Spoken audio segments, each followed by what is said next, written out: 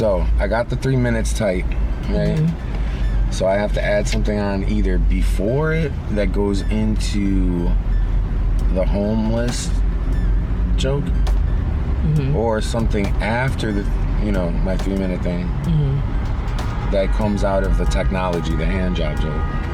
Okay. The technology, use that to talk about how you're working out. Use the abortion joke. Use it as the thing that divulges the information about the punchline, pretty much. Okay. I want the setup of the abortion joke to be the punchline of the workout joke. Okay. Which mic are we gonna do? If I want to go get in line right now, we could do Laugh Factory. Although the Laugh Factory is a tight 3. So you wouldn't be able to practice anything new? No, I say we do it next week or something. A bunch of stuff has boiled down to this 3 minutes. It wasn't like I did a 3 minutes didn't work, a 3 minute didn't work, and finally I did a 3 minutes that worked. This 3 minutes is an accumulation of a bunch of different jokes worked, that did work. It's the first time I have a tight 3 minutes in a series that also we know has worked more than once, you know. Yeah. So now I want to add these two things, which are both new. The abortion joke, I believe it worked, kind of. I think the wording or like the setup. I was uncomfortable with it. I wasn't, you know, so now I'm more comfortable with it, especially with a different way to do the punchline. You know. Yeah, I think they simply just didn't get it. And then the workout joke, it didn't work the one time I tried to do it.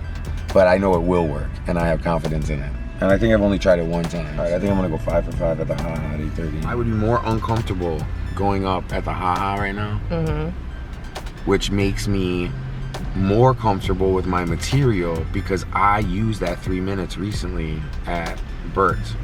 Now this is probably all in my head because I don't think anybody there would remember me or my set, you know. But I do think that in my head that I am uncomfortable doing the same material too soon at another place, like maybe the host. So I should get that out of my fucking head, I bet. You know, yeah, totally. You have to. But I still feel better doing this 3 minute set at the ha-ha. Or even like do it at the ha-ha with the last 2 minutes added on it. And do it at the ha-ha first and then take the whole thing back to Bert's kind of thing. Yeah. But I know it's something I'm really making up in my head as like a restriction, but it is also helping me kind of like make specific goals, though they're small. The other thing though is I think it's a good idea to have more than 3 minutes going to the Comedy Store or the Laugh Factory, because what if the shit just starts not working? I'm gonna want to have at least some other stuff that I know works. You know, what if I start bombing and I want to catch, you know? So that's my point. I want to have more than 3 minutes up. Yeah. If I could stretch it between more than one place and then take that finally to one of these other places, then I'll feel real good. I want to be prepared for an opportunity. You know what I mean? For sure. I'm gonna do my 3, and then I'm gonna go workout joke, abortion joke, and end it, you know. Cool.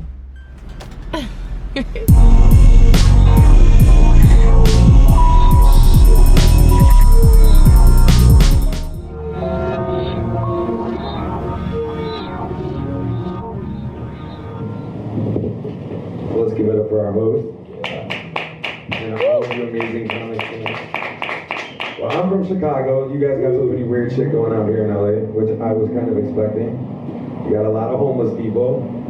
A statistic I learned the other day.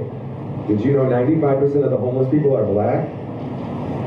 And 75% of them are African American. You guys have a very bad feral cat problem here. I saw 2 cats run down another cat, just fucked up. Your Chinese food here sucks.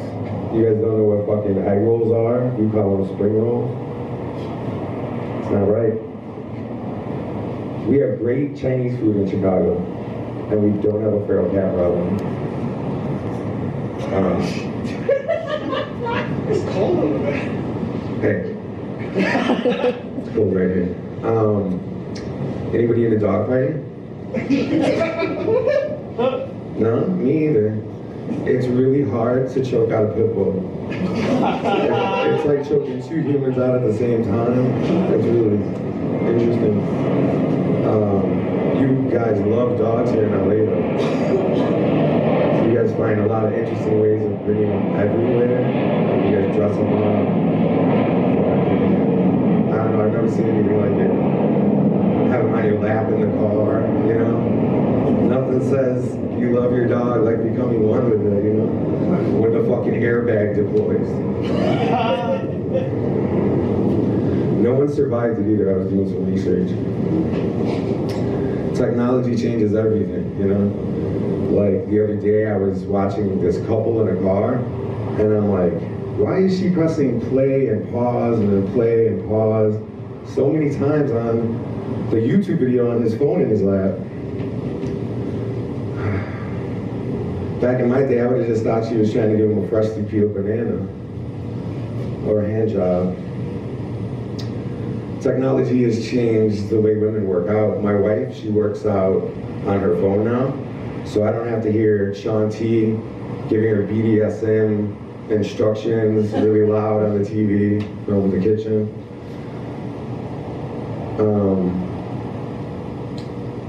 And I really don't think these workouts work, you know? It's like, she starts looking real fine, a couple weeks goes by, and she just starts getting fat, and fatter, and fatter. And neither of us agrees with abortion, so it's like, she thinks like, if I don't have a choice, then she shouldn't have a choice, you know? Because last time I didn't have a choice, and she's very compassionate with that.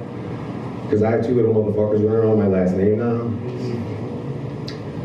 And I also have to call them mom and dad. It's fucked up. Because I think the choice, if it's all about choice, we should be able to just murder our parents if we don't like them. Right? It's all about choice, that's the whole thing. I want to write a religious novel. On the first page it's gonna say, you know, for people who don't understand, they like to talk about religion, but they don't read, you know.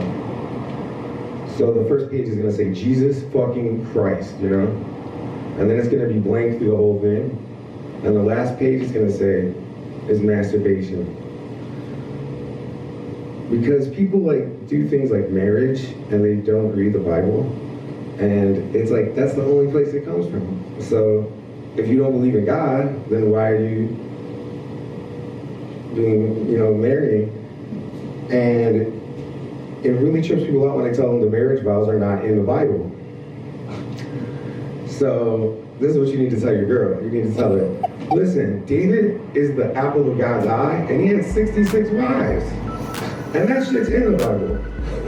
Your fucking wedding vows, they're nowhere in the fucking Bible. So bitch, that's how you save 15 grand or whatever the fuck you were talking about. You're welcome. Have a good night, guys.